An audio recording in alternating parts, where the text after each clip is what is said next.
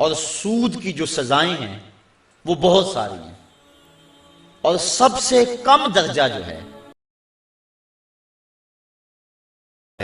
کہ جیسے کوئی شخص اپنی ماں کے ساتھ زنا کرتا ہے۔ آج ہمارے اس معاشرے کے اندر سود کی لعنت سرایت کر گئی ہے، اور اس کا نام بدل کے ہم اس کو اختیار کیے ہوئے ہیں۔ اگر شراب کی بوتل پہ روح افزا کا لیبل لگا لیا جائے تو اس کی ماہیت تو نہیں بدلتی۔ تو سود کا ہم نے مختلف انداز سے اس کے نام رکھ لیے، اور معاشرے کے اندر ہم کہتے ہیں کہ جی ہمارا کام ہی نہیں چلتا، کیا کریں، مجبور ہے۔ اور کئی بہانے ہیں لوگوں کے پاس، اور کئی باتیں اس حوالے سے۔ قرب قیامت کے فتنوں کو بیان کرتے ہوئے ارشاد فرمایا کہ قرب قیامت میں اگر کسی کے پاس سود نہیں پہنچے گا تو اس کا دھواں ضرور پہنچے گا، یعنی ایسے حالات بن جائیں گے، لوگ اللہ سے اتنے دور ہو جائیں گے۔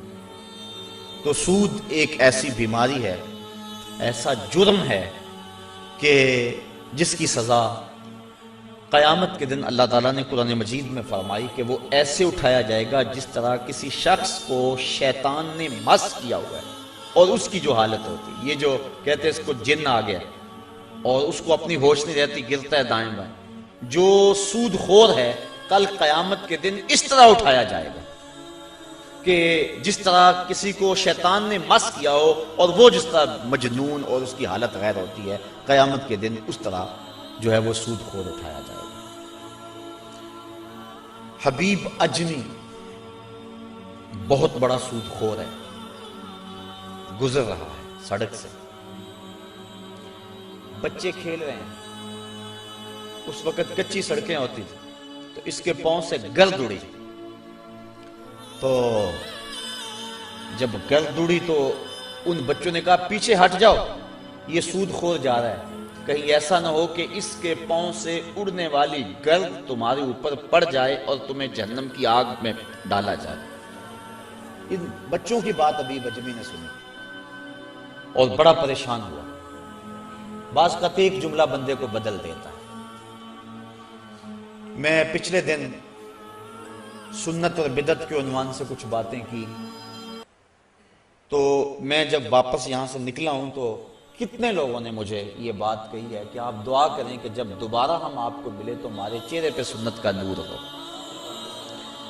تو بعض کا وقت ایسا ہوتا ہے کہ ایک جملہ اندر اتر جاتا ہے۔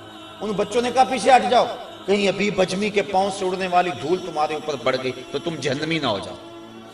تو حبیب اجمی بڑا رویا، جہاں گیا وہاں واپس پلٹا، اور اس نے پکی توبہ کر لی کہ مالک آج کے بعد سودی کاروبار نہیں کروں۔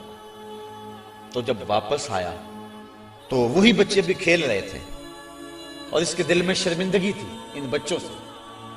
گزرنے لگا تیزی سے تو گرد زیادہ اڑی، تو بچوں نے ایک دوسرے سے کہا اور جلدی جلدی آگے ہو جاؤ، اگر حبیب اجمی کے پاؤں سے اڑنے والی دھول تمہارے بدن کے کسی حصے میں پہنچ گئی تو تمہیں اللہ جنت کی بہاریں عطا فرما دے۔ قیامت کے دن کچھ لوگوں کے بڑے بڑے جسم ہوں گے، حدیث میں آتا ہے، اور حضور نے اس منظر کو دیکھا، اور بطن ہوں گے جس طرح شیشہ ہوتا ہے، اور اس کے اندر حضور نے دیکھے سانپ ہیں اور بچھو ہیں، اور وہ شخص اٹھتا ہے تو اس سے اٹھا نہیں جاتا۔ پوچھا جبریل یہ کون لوگ ہیں؟ فرمایا یہ وہ لوگ ہیں جو سود کھایا کرتے تھے۔ تو سود کھانا، سود کھلانا، سود لکھنا، سود کی رقم پہ گواہ بننا، یہ سارے جرم کے اندر برابر کے شریک ہیں۔ اللہ ہمیں اس لعنت سے محفوظ فرمائے۔ اگر کسی کے کاروبار کے اندر سود کا ایک ذرہ بھی ہے تو وہ جلدی سے اپنے کاروبار کو پاک کر دے، کیونکہ سود میں فائدہ کوئی نہیں ہے، سود میں نقصان ہی نقصان ہے۔ اللہ تعالیٰ فرماتا ہے کہ وہ ربا کو گھٹاتا ہے اور جو تم صدقات دیتے ہو اس کو بڑھاتا ہے۔ عقل انسانی کہتی ہے کہ جو سود لیتے ہیں اس سے تو مال میں اضافہ ہوتا ہے، اور زکوٰۃ نکالیں تو اس میں مال میں کمی ہوگی، لیکن اللہ فرماتا ہے نہیں، اس میں زیادتی ہوگی، اس میں کمی ہوگی۔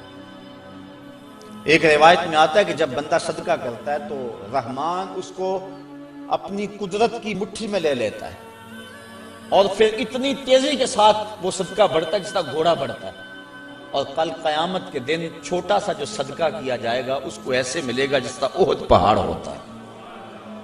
تو صدقے بڑھتے ہیں اور سود جو ہے اس سے رزق سمٹتا ہے اور زندگی کے اندر بے چینی اور اضطراب پیدا ہو جاتا ہے۔ 7واں گناہ جس کو کبائر میں شمار کیا گیا وہ شراب نوشی ہے۔ ایک روایت میں آتا ہے شارب الخمر کا عابد الوثن، شراب پینے والا بت پوجنے والے کی طرح ہے۔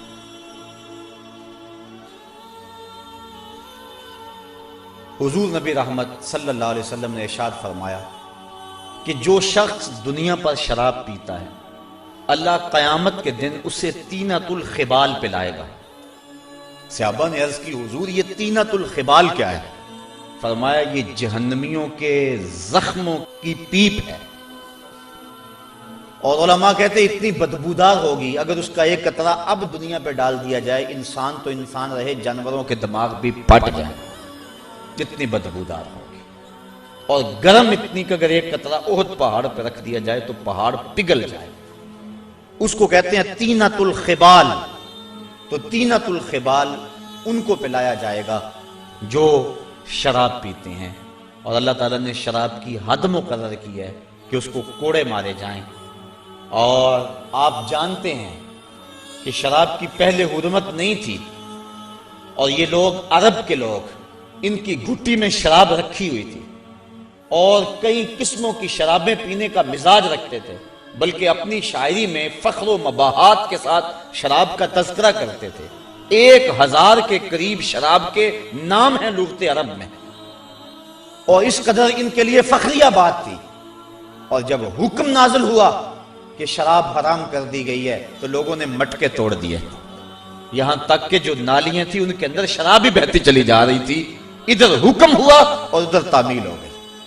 یہ تھی ان کی زندگی، وہ حکم کو ترجیح دیتے تھے۔ جب حکم ہو گیا، ایک دن حضور خطبہ فرما رہے تھے، کچھ لوگ کھڑے تھے تو حضور فرمایا بیٹھ جاؤ، تو ایک سے ابھی گھر سے نکل رہے تھے، ابھی گلی میں ہی تھے، انہوں نے وہاں سنا تو وہیں بیٹھ گئے، کہا حضور نے کہہ دیا ہے بس عمل ہو گیا۔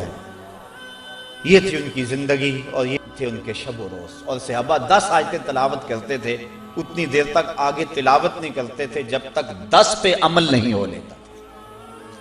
تو شراب ایک ایسا عمل ہے کہ جس کی سزا بڑی سخت ہے، دنیا پر بھی اور آخرت کے اندر بھی اس کو طینۃ الخبال پلایا جائے گا۔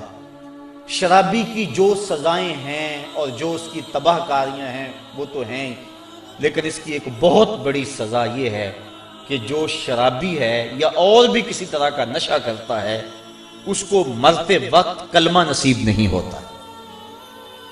اللہ تعالیٰ جل شانہ ہمیں اس سے محفوظ و مامون فرمائے۔ کبیرہ گناہوں میں سے ایک گناہ النیاحہ، جب کوئی شخص فوت ہو جائے تو نوحے کرنا، یہ بالخصوص عورتوں میں ہے، مردوں میں بھی پایا جاتا ہے لیکن زیادہ تر یہ بیماری عورتوں میں۔ کوئی کہتا ہے اللہ تجھے ترس نہ آیا، یہ جملہ تو خیر کفر ہے، اگر کسی نے کہا تو اس کو تجدید ایمان لازم ہے۔ جب کوئی دکھ پہنچے تو ظاہر ہے اسلام دین فطرت ہے، اسلام یہ نہیں کہتا کہ تم اظہار غم نہ کرو، لیکن اظہار غم کے 4 طریقے ہیں: دل کا غم، آنکھوں کا غم، زبان کا غم، ہاتھوں کا غم۔ دل کا غم کیا ہے کہ دل دکھ سے بھر جائے۔ آنکھوں کا کیا غم ہے؟ آنسو بہانا۔ زبان کا کیا غم ہے کہ بابیلا کیا جائے۔ اور ہاتھوں کا غم کیا ہے کہ گریبان نوچا جائے، منہ پہ تھپڑ مارے جائیں، بال کھینچے جائیں۔ پہلے 2 غم رحمان کی طرف سے اور دوسرے 2 شیطان کی طرف سے۔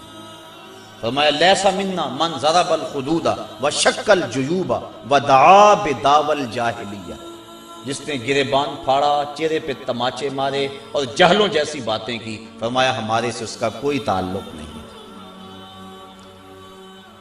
تو نوحے سے منع فرمایا گیا، بلکہ اگر مرنے والے کے دل میں یہ آرزو تھی کہ میرے بعد خوب چیخ پکار پڑے گی، لوگ بڑا روئیں گے، بعض لوگ کہتے ہیں ہمیں کون رونے والا ہوگا، تو اگر کسی کے دل میں یہ ہوگی کہ میرے بعد لوگ روئیں اور عجیب کیفیت بن جائے تو ایسے نوحے پہ جو راضی تھا، حضور علیہ السلام نے ارشاد فرمایا جب وہ مرتا ہے تو رونے والوں کے رونے کی وجہ سے اس کو قبر میں عذاب ہوتا ہے، جتنا لوگ زیادہ روئیں گے اتنا ہی اس کو عذاب دیا جاتا ہے، اگر وہ اس پہ راضی تھا۔ لیکن اگر راضی نہیں تھا تو علماء نے تعویل کی ہے کہ جو رونے والوں کا عذاب اہل قبور کو ہوتا ہے تو وہ انہی پر ہے، جو نہیں راضی تھے ان پر نہیں ہے، تو نوحے سے منع کر دیا گیا۔ باقی آنکھوں سے آنسو بہائے جا سکتے ہیں، بلکہ وہ اظہار محبت ہے۔ جب حضور کا بیٹا انتقال کر گیا، شہزادہ رسول حضرت ابراہیم علیہ السلام، تو حضور تشریف لائے، سرہانے پہ بیٹھے، بیٹے کی پیشانی پہ ہاتھ رکھا، وَأَيْنَ رَسُولِ اللَّهِ